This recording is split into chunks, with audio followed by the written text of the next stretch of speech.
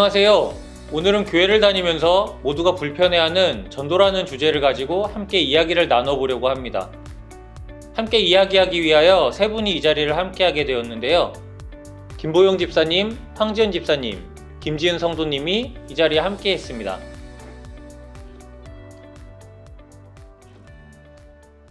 하나님을 사랑하는 것이 때로는 책임과 의무로 힘들기도 한 부분들이 있는데요. 특히 전도를 우리가 감당하려 할 때 많은 어려움과 고민, 갈등에 직면하게 됩니다. 너는 말씀을 전하라. 때를 얻든지 못 얻든지 항상 힘쓰라.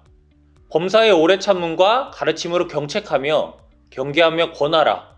라는 말씀처럼 성경에서는 상황과 환경과 상관없이 오래 참음과 가르침으로 하나님의 말씀을 전하라고 이야기합니다. 우리가 함께 고민해 볼 첫 번째 질문은 전도에 대한 나의 생각은 어떤지, 또 전도는 왜 필요하다고 생각하는지 함께 이야기해 보려고 합니다.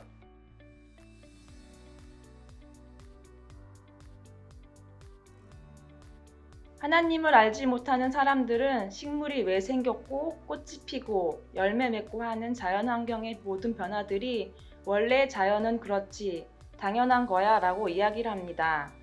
이것을 당연하게 누리는 아름다움이라고 생각할 수 있는데 그것이 어떻게 생겨나는지에 대한 것은 관심이 없지 않은가 생각이 됩니다. 하지만 그리스도인이라면 이 모든 것들이 창조주 하나님의 작품임을 알 수 있습니다. 창조주 하나님 자녀되는 특권을 누구나 누릴 권리가 있습니다. 그것을 깨닫게 해주는 것이 전도라고 생각합니다. 받아들이고 안 받아들이는 결과와 상관없이 우리는 예수님의 이름으로 전해야 합니다. 사람은 누구나 의지할 신을 찾고 있습니다. 구하고 갈구하며 도와달라고 합니다. 모세가 시내산에 올라가 하나님의 뜻을 구할 때도 그새를 못 참고 이스라엘 백성들은 또 의지할 우상을 만들었습니다. 우리들은 믿지 않은 사람들이 느끼는 마음의 갈급함을 예수님으로 채워줄 의무가 있습니다. 모두가 하늘 소망을 꿈꾸길 바라며 전함에 힘써야 합니다. 무엇보다 말씀의 복음을 증거하라는 하나님의 계명이 있기 때문입니다. 전도는 선택이 아니라 사명이라고 생각합니다. 또한 내가 받은 구원의 축복과 감사와 기쁨 넘치는 삶을 알지 못하는 다른 이들에게 꼭 전하고 싶기 때문입니다. 하나님을 모르기 때문에 행복을 모르고 좋은 환경임에도 불구하고 감사와 기쁨을 모르는 사람들이 너무나 많습니다. 저는 고등학교 때부터 친한 친구들이 교회를 다녔었는데 한 번도 교회를 같이 다니자는 말을 듣지 못했습니다. 그러다 결혼을 하고 아이를 낳고 교회를 다니게 됐는데 제가 그 친구한테 얘기했습니다. 넌 이렇게 좋은 데를 왜 나한테 같이 가자고 얘기 안 한 거니? 전도는 그런 사람들에게 기회를 주는 것입니다. 내가 만난 주님과 복음을 열심히 전할 때 그들에게 주님을 만날 기회가 한 번이라도 더 생긴다는 것을 기억하고 열심히 전해야 하겠습니다. 성경에 우리의 사명은 복음을 전하는 것이라고 말씀하고 계시기 때문에 전도해야 합니다. 우리는 예수님을 영접하고 우리를 구원해 주신 것을 먼저 믿은 자들로서 복음을 아직 모르는 내 주변에 사랑하는 사람들에게 가르쳐줘야 하고 함께 구원받기 위해 전해야 합니다. 전도가 단순히 하나님이 명하신 명령이기 때문에 어쩔 수 없이 할 수밖에 없다면 그 전도를 통해 마음의 문이 열리고 구원에 이르는 진정한 복음 전함이 쉽지는 않을 것이라 생각됩니다. 하지만 우리가 스스로 전도를 감당해야 할 분명한 목적과 삶의 경험을 가지고 있다면 우리의 입술을 통해 전해지는 하나님에 대한 이야기가 듣는 이들의 마음을 움직이고 하나님을 만날 수 있는 축복의 통로가 될 수 있을 것이라고 생각이 됩니다.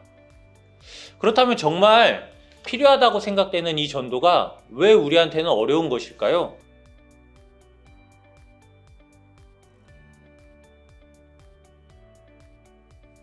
저에게 있어서 전도가 어려운 이유는 먼저 나의 죄 때문이라고 생각합니다. 주변 사람들한테 복음을 전하기 위해서 내가 먼저 본이 되는 모습을 보여야 되는데 죄된 본성 때문에 연약한 모습으로 삶을 살아갑니다. 그래서 선뜻 예수님 믿으세요 라는 말이 나오지 않는 것 같습니다. 또 하나님을 믿으면 모든 일이 잘 되고 근심 걱정이 사라질 것으로 생각하는 사람이 많은데 꼭 그렇지만은 않다는 사실이 전도를 어렵게 하는 이유 중에 하나라고 생각합니다. 전도가 저에게 어려운 점은 대인관계가 그리 넓지 않고 연락하고 가깝게 지내는 사람이 별로 없기 때문입니다. 그러니 전도라고 한다면 누구를 써야 할지부터가 부담으로 다가옵니다. 적어내는 사람에는 한계가 있고 나이가 들다 보니 사회적 관계는 더 좁아지고 얕아지면서 깊은 사귐도 없어지는 것 같습니다. 심지어 예수님을 전하지 않는 것이 당연시 되어가고 있는 듯 느껴집니다. 직장 생활을 오래 하지 않았고 친구들은 교회를 이미 다니고 있고 안 다니는 친구들은 또 거리가 멀고 전도를 해도 교회를 같이 다닐 방법이 없다는 데 한계가 있어 전도가 자꾸 떨어지는 것 같습니다. 거절당할 수 있다는 생각에 용기가 안 나는 것 같습니다. 앞서 사회자님이 말씀하신 성경 말씀처럼 그들이 듣던지 안 듣던지 끊임없이 하나님을 전해야 하는데 되돌아오는 부정적인 말 한마디 한마디에 상처받고 자신감이 없어지는 건 사실입니다. 맞습니다. 저도 이번 주에 작정한 전도 대상자와 이야기를 나누는 일이 있었는데요. 하나님을 믿는다고 삶이 달라지는 건 아니지 않느냐고 반문을 하더라고요. 마음이 편해질 뿐이지 삶이 바뀌는 건 아닌데 왜 하나님을 믿으라고 하는 건지 알 수 없다는 이야기를 들었습니다.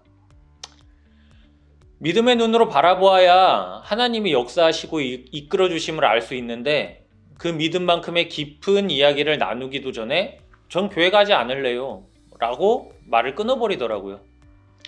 하지만 그래도 힘을 내서 기도하면서 전도를 감당하는 우리가 되었으면 좋겠습니다. 마지막으로 그렇다면 가장 효과적인 전도 방법은 어떤 것이라고 생각되는지 함께 나누어 볼까요?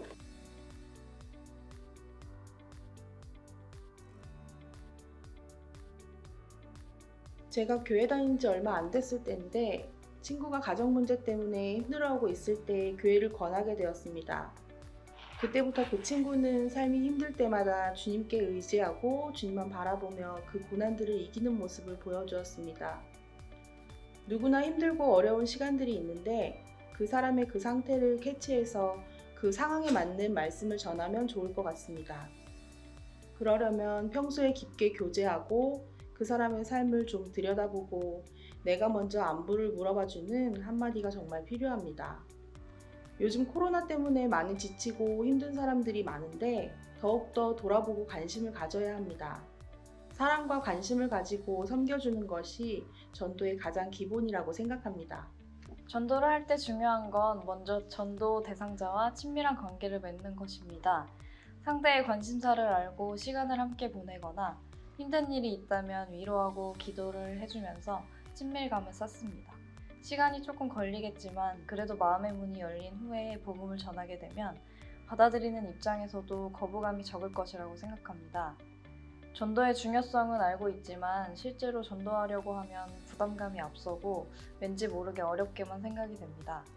그저 내 생각으로 전도해도 안 될 거야 또는 저 사람은 안 변하겠지 라며 한계를 정해놓고 시도조차 하지 않았던 적이 많았습니다. 내가 할 부분은 내가 하고 나머지 부분은 성령님께서 일하실 것을 믿고 복음을 전해야 하겠습니다. 수박 겉핥기식으로 친구에게 교회 다녀봐, 우리 교회 한번 올래? 라고 행사 때 나 한번 오고 연중 행사처럼 1년에 한번 올까 말까 하는 게 대부분이었던 것 같습니다. 그들을 위해 기도도 안 하고 사랑도 관심도 없이 지내다가 다들인 페스티벌만 다가오면 얘기한다는 거에 저의 문제가 있었던 것 같습니다.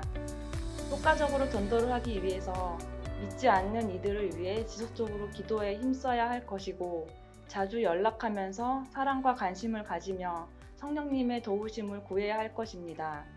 예수님의 이름으로 믿고 전함에 힘써야 하고 연례 행사처럼 생각하지 않아야 함을, 그리고 전도는 우리의 사명임을 꼭 기억해야 합니다. 믿지 않는 이들을 바라보는 우리의 시선은 안타까움일 것입니다. 하지만 그런 우리를 바라보는 믿지 않는 이들의 시선은 불편함일 것입니다. 언젠가 그들이 우리처럼 예수님을 믿음이 세상과 구별됨이 옳은 삶임을 발견하게 될 때 우리의 안타까움을 그들이 이해할 수 있게 되리라 생각됩니다. 부모는 아이가 다칠 수 있기 때문에 함부로 칼을 주지 않지만 그 이유를 모르는 아이는 칼을 달라고 떼쓰고 웁니다. 그 아이가 성장해서 어른이 된다면 역시 자신의 아이에게 칼을 함부로 주지는 않을 것입니다. 그것처럼 누군가의 기도와 노력의 결실로 믿음을 갖게 된 우리는 또 다른 믿지 않는 이들을 위해 때를 얻든지 못 얻든지 오래 참음과 가르침으로 경계하며 권하는 사명을 감당해야 하겠습니다. 감사합니다.